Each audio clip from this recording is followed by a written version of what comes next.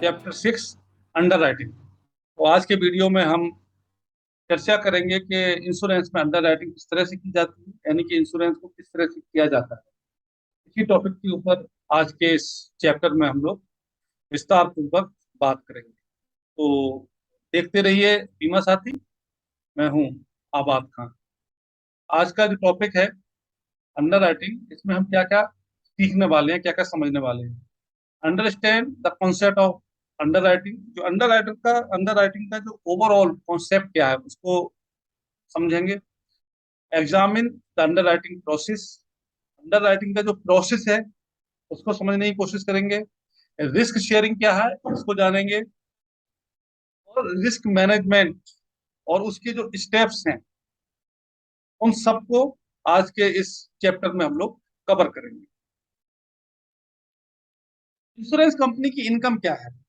तो उसकी दो तरह की इनकम होती है। एक तो होती है अंडर राइटिंग, यानी कि जो प्रीमियम पॉलिसी धारक से लेते हैं, पॉलिसी होल्डर से लेते हैं, बीमा धारक से जो प्रीमियम लेते हैं, एक तो वो इनकम है। दूसरा, जो वो पैसा कलेक्ट करते हैं उसको वो मार्केट में इन्वेस्ट करते हैं। तो दो तरह से उनकी इनकम होती है, प्रीमियम की इनकम और प्रीमियम से का जो इन्वेस्टमेंट करते हैं उससे जो अर्निंग जनरेट होती है। इंटरेस्ट की अर्निंग हो सकती है, डिविडेंड हो सकती है, इक्विटी में वो कर सकते हैं। इस सारी की सारी जो इनकम वहां से जनरेट करते हैं, ये दो तरह की इनकम उनको आती है।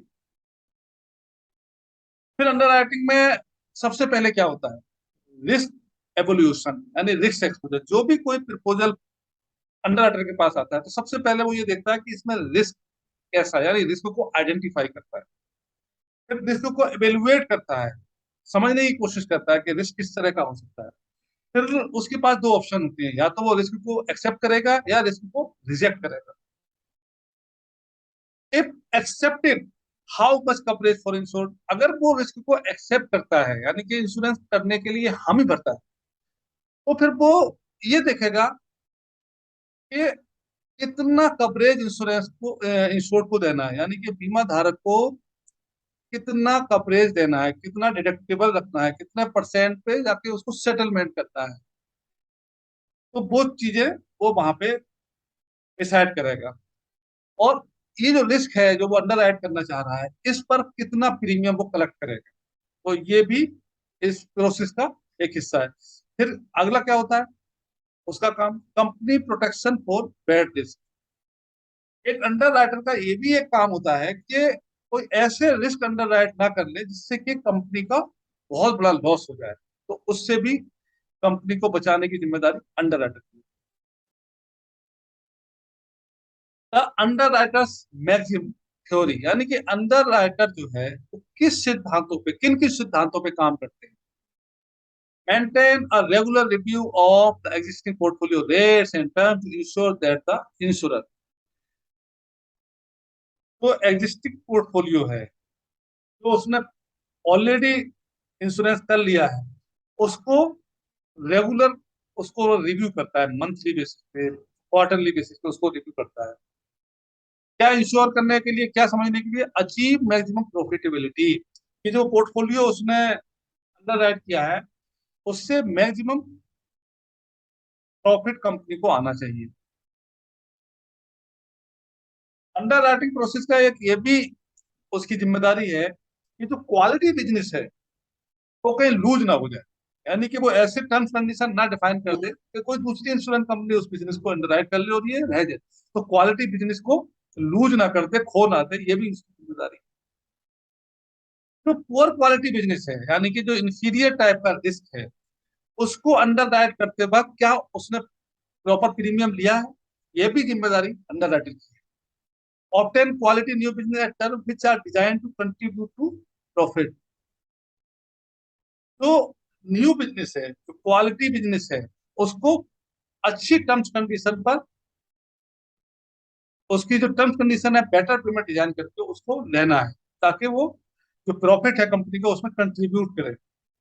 Develop new product, product extension, नए प्रोडक्ट को डेवलप करने की रिस्पॉन्सिबिलिटी। जो प्रोडक्ट पहले से चल रहे हैं उसमें कुछ एड ऑन कवर की जरूरत है या नहीं है, उन सारी चीजों की जरूरत अगर महसूस होती है तो एड ऑन कवर की अंडर राइटिंग या उसको एक्सटेंशन, ये सारी की सारी रिस्पॉन्सिबिलिटी भी अंडर राइटर की होती है। examine, evaluate the risk. Once the underwriter gets the risk proposal, he will evaluate it. एक बार अंडरराइटर ने किसी रिस्क को उसके पास आया तो सबसे पहले वो उसको इवेलुएट करेगा। इवेलुएट कैसे करेगा? कुछ स्टैंडर्ड फॉर्मेट है उसके, इसमें कि वो प्रपोजर से डिटेल्स मांगता है। उसमें क्या क्या डिटेल्स होते हैं? Details of the proposer, business, trade and और एक्टिविटी। उसका बिजनेस किस तरह का है, उसका ट्रेड किस तरह का है, क्या एक्टिविटी में इन्वॉल्व है वो, ये सारी जानकारी। कौन सा कवरेज उसको चाहिए, कौन सा प्रोटेक्शन उसको चाहिए, इसकी जानकारी। लोकेशन ऑफ द रिस्क, जो जिस चीज का वो इंश्योरेंस लेना जा रहा है वो कहाँ पे स्थित है, उसकी फैक्ट्री किस इलाके में पड़ती है, अर्थक्वेक के कौन से जोन में पड़ती है, ये सारी की सारी इंफॉर्मेशन अंडरराइटर अपने पास कलेक्ट करता है। इसके अलावा कोई पिछले साल के जो क्लेम्स की है वो एक्सपीरियंस क्या है, कितने बड़े रिस्क इस प्रोजेक्ट में आ चुके हैं या इस सब्जेक्ट मैटर ऑफ इंश्योरेंस में आ चुके हैं। तो इस सारी की सारी इंफॉर्मेशन वो प्रपोजल फॉर्म के जरिए प्रपोजल से ऑब्टेन करता है। Collection of information. अब to assist in the assessment of the risk, the underwriter will need information and this will come from a number of different avenues. Underwriter बहुत सी जगहों से information collect करता है किसी भी रिस्क को अंडरराइट करने से पहले। कहाँ कहाँ से? प्रपोजल फॉर्म, जो जानकारी उसको प्रपोजर दे रहा है वो सारी जानकारी उसके पास है। कुछ क्वेश्चनर्स दे सकता है वो, जिसमें क्वेश्चनर्स में जानकारी हासिल कर सकता है। फिर कुछ सर्वेयर को भेज सकता है रिस्क को इंस्पेक्ट करने के लिए, सर्वेयर से जानकारी कलेक्ट कर सकता है। कुछ लोकल नॉलेज है उसको इलाके की और बाकी चीजों की, उससे वो जानकारी लेता है। कुछ वेबसाइट से जानकारियां लेता है, ऑनलाइन जानकारियां लेता है। तो कई सोर्सेज से इंफॉर्मेशन कलेक्ट करता है अंडर राइटर, उसके बाद ही किसी पॉलिसी पे वो वर्क करता है। Acceptance of risk. Once the underwriter has assessed the risk and is convinced that it is satisfies the various criteria in the company's underwriting policy, the risk can be accepted. एक बार किसी proposal पे उसने काम किया और उसने सारे criteria देख लिए कि प्रॉपर हैं, तो फिर वो उस रिस्क को एक्सेप्ट करता है। Criteria in the company underwriting policy में इंक्लूड। अब क्राइटेरिया क्या क्या हो सकता है? Acceptable and non acceptable types of risk. इसके अलावा अंडरराइटर गाइडलाइंस होती है कि आपको ये रिस्क करना है और ये रिस्क नहीं करना है। तो उसमें जो रिस्क एक्सेप्टेड है उसकी एक लिस्ट बन जाती है, जो रिस्क नॉन एक्सेप्टेड है उनकी एक लिस्ट अंडरराइटर के पास मौजूद होती है।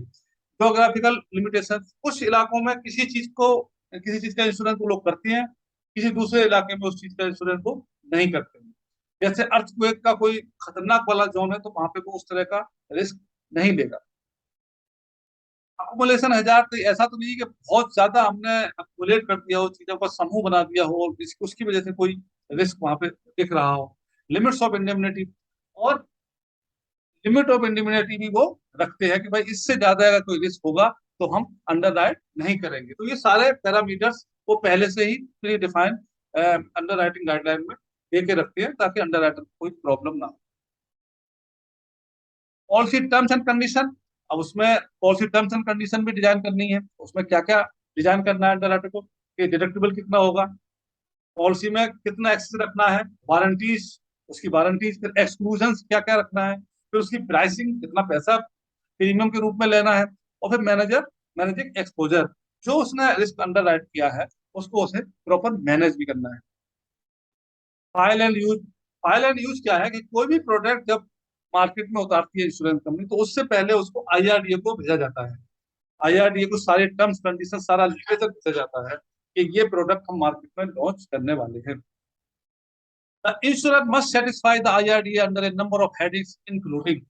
जो इंश्योरर है यानी कि इंश्योरेंस कंपनी है वो आईआरडीए को सेटिस्फाई करती है किन किन चीजों से? General description of the product including product features, जो प्रोडक्ट्स को लेके आ रहे हैं उसके फीचर्स वो अंदर आईआरडीए को बताएंगे। टारगेट मार्केट, किस मार्केट के लिए उन्होंने वो प्रोडक्ट डिजाइन किया है वो अंडर वो आईआरडीए को बताया जाएगा। डिस्ट्रीब्यूशन चैनल, किसके जरिए वो इस प्रोडक्ट को मार्केट में लेके आने वाले हैं, एजेंट, ब्रोकर, डायरेक्ट चैनल है या फिर ऑनलाइन चैनल है, किस तरह से वो मार्केट में इस प्रोडक्ट को लेके जाने वाले हैं। फिर जनरल पॉलिसी प्रोविजंस क्या है, री इंश्योरेंस कहाँ से अरेंज करना है उन्होंने, अगर री इंश्योरेंस का कुछ ऐसा रिस्क है तो। प्राइसिंग एजम्पशन कि कितना आपको प्रीमियम इसमें लेना है, प्रीमियम की टेबल आईआरडी को आपको देनी है, और एक प्रोजेक्शन बनाना है कि इस प्रोडक्ट का एंड रिजल्ट क्या रहने वाला है। फिर proposal form, sales sales literature, और इंश्योरेंस कॉन्ट्रैक्ट, यानी कि इंश्योरेंस कॉन्ट्रैक्ट किस तरह से होगा, टर्म कंडीशन क्या होंगे, कौन से क्लाउजेज होंगे, वो सारी की सारी इंफॉर्मेशन आईआरडीए को फाइल करनी होती है। रिस्क शेयरिंग मेथड, अब रिस्क शेयरिंग मेथड क्या है, अंडर राइटर को ये डिसाइड करना होता है कि पूरा रिस्क उसको लेना है या किसी दूसरी कंपनी को इन्वॉल्व करना है। दूसरी कंपनीज को इन्वॉल्व करने के दो तरीके हैं, एक होता है को इंश्योरेंस। को इंश्योरेंस में दो इंश्योरेंस कंपनी मिलकर या चार इंश्योरेंस कंपनी मिलकर किसी रिस्क को कवर करती हैं। For example, a insurance company A है जो कहती है कि 60% शेयर मैं रखता हूँ। इंश्योरेंस कंपनी बी है जो कहती है 40% शेयर हम रखते हैं। जो जिसका शेयर ज्यादा होता है उसे लीडर कहते हैं, यानी कि लीड कंपनी, और जिसका शेयर कम होता है उसे कहते हैं फॉलो कंपनी। इसके बाद आता है री इंश्योरेंस का नंबर। री इंश्योरेंस भी रिस्क शेयरिंग का एक मेथड है कि जो रिस्क आप एक्सेप्ट नहीं कर सकते हो, उन रिस्क को आप री इंश्योरेंस कंपनी को भेज सकते हो, उनको आप दे सकते हो, रिस्क फाइनेंस कर सकते हो। अगर री इंश्योरेंस का कॉन्सेप्ट आता है तो कॉन्टेक्चुअल रिलेशनशिप विद इंश्योर्ड क्या रहने वाला है, यानी कि जो इंश्योर्ड है उसका जो पहला पहली जो इंश्योरेंस कंपनी है, जो उसकी मेन इंश्योरेंस कंपनी है, उसके साथ एक पॉलिसी डॉक्यूमेंट है, पॉलिसी कॉन्ट्रैक्ट है। क्या यही पॉलिसी कॉन्ट्रैक्ट री इंश्योरेंस कंपनी पे भी बाउंड होगा, यानी री इंश्योरेंस कंपनी भी बाउंड होगी उसी कॉन्ट्रैक्ट पे? नहीं होगी। ये जो कॉन्ट्रैक्ट है पॉलिसी, जो आपका प्राइमरी जो इंश्योरेंस है उसके साथ में आपका कॉन्ट्रैक्ट है, ना कि री इंश्योरेंस कंपनी के साथ में आपका कॉन्ट्रैक्ट है। नेचर ऑफ ट्रीटी, अब अगर रिस्क को शेयर करना है तो किस तरह शेयर करना है, कौन सी टीटी के थ्रू शेयर करना है, स्पेकुलेटिव होने वाला है या टीटी में कोटा शेयर या दूसरी टीटी के अंतर्गत इस रिस्क को दूसरों के साथ साझा करना है। ये सारी की सारी रिस्पॉन्सिबिलिटी अंडर राइटिंग प्रोसेस की होती है। अब दो तरह के री इंश्योरेंस होते हैं, उसको किया जाता है, दो तरीके से किया जाता है, एक होता है स्पेकुलेटिव, दूसरा होता है टीटी। अब इन दोनों में डिफरेंस क्या है, दोनों में अंतर क्या है? तो स्पेकुलेटिव में क्या होता है, one risk at A time, एक रिस्क को एक समय में लिया जाता है। ट्रीटी में क्या है, ब्लॉक और क्लास ऑफ बिजनेस, इसमें क्लास ऑफ बिजनेस को अंडर राइट किया जाता है री इंश्योरेंस के जरिए। री इंश्योरेंस कैन एक्सेप्ट और रिजेक्ट, स्पेकुलेटिव में री इंश्योरेंस कंपनी रिस्क को रिजेक्ट भी कर सकती है और एक्सेप्ट भी कर सकती है, यानी कि उसकी पावर है। यहाँ पर क्या है, ट्रीटी में यूजुअली ऑटोमेटिक एंड इमीडिएट होता है, और री insurance not involve in this decision. यहाँ पे क्या है कि प्री डिसाइडेड है, यहाँ पे रिजेक्ट, री इंश्योरेंस कंपनी किसी भी रिस्क को रिजेक्ट नहीं कर सकती। Risk under writing short run, usually यही है। इसमें जो स्पेकुलेटिव में है, वो जनरली जो कॉन्ट्रैक्ट बनते हैं इंश्योरेंस कंपनी और री इंश्योरेंस कंपनी के बीच में, वो शॉर्ट टर्म के होते हैं, शॉर्ट रन के होते हैं, यूजुअली एक साल के लिए होते हैं। लेकिन यहाँ पे जो होते हैं वो लॉन्ग टर्म रिलेशनशिप बिल्ड होते हैं। ईजियर, जो ट्रीटी है उसको इजी है मैनेज करना, लेकिन जो स्पेकुलेटिव है वो थोड़ा सा डिफिकल्ट होता है उसको मैनेज करना। तो ये दोनों जो इंश्योरेंस के तरीके हैं अडॉप्ट करने के, उसके में अंतर है स्पेकुलेटिव में और ट्रीटी में। व्हाट इज रिस्क, अब रिस्क क्या है, डेफिनेशन ऑफ रिस्क में क्या कर सकते हैं हम, क्या कह सकते हैं, risk is the doubt concerning the outcome of a situation. एक डाउट है रिस्क, कि कुछ भी ऐसा हो सकता है, एक डाउट क्रिएट हो गया, that is the risk.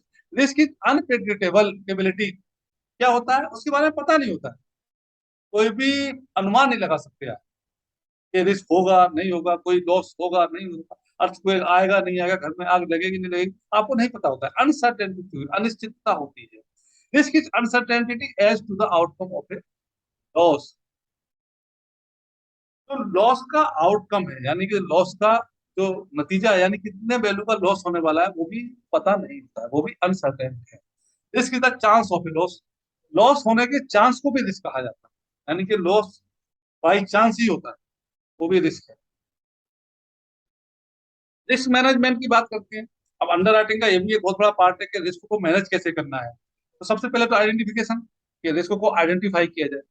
Risk को आइडेंटिफाई करने के बाद तो उसको एवेल्युएट किया जाता है, असेसमेंट किया जाता है कि ये जो रिस्क है इसको किस तरह से हम असेस कर सकते हैं, मतलब कितने का लॉस हो सकता है, कब कब लॉस हो सकता है, कितने वैल्यू का हो सकता है, कितनी हाई लॉस हो सकता है, कितनी बार हो सकता है, ये सारी की सारी इवेल्युएट की जाती है, असिस्ट की जाती है।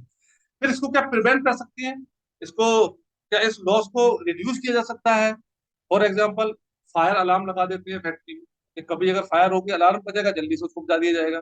या फिर जो फायर को बुझाने के लिए जो सिलेंडर रखे जाते हैं उस सिलेंडर को रखा जाए और एम्प्लॉयज को ट्रेनिंग दिया जाए। तो ये सारे के सारे तरीके हैं लॉस प्रिवेंशन के और लॉस रिडक्शन के, यानी कि लॉस को कम करने। फिर फाइनेंसिंग, अब रिस्क को अगर फाइनेंस करना है तो उसकी कॉस्ट क्या लेनी है। तो ये सारे के सारे रिस्क मैनेजमेंट के पहलू होते हैं, identification, evaluation, prevention and financing. तो ये था आज का वीडियो। आपको ये चैप्टर कैसे लगा कमेंट बॉक्स में जरूर लिखिएगा, और आपकी कोई क्वेरी है, सजेशन है, वो हमें बताते रहिए। और इसी तरह से आप हमारे इस यूट्यूब चैनल को देखते रहिए, पढ़ते रहिए। हमारी कोशिश है कि जल्दी से जल्दी हम सारे पेपर्स के वीडियो अपने यूट्यूब चैनल पर अपलोड कर दें, ताकि आप आसानी से इंश्योरेंस सेक्टर में जॉब पाने के हकदार बन जाएं। आप लाइसेंसिएट, एसोसिएट और फेलोशिप की examination insurance institute of India का जो एग्जामिनेशन होता है उसको आसानी से पास कर जाएं। थैंक यू, धन्यवाद।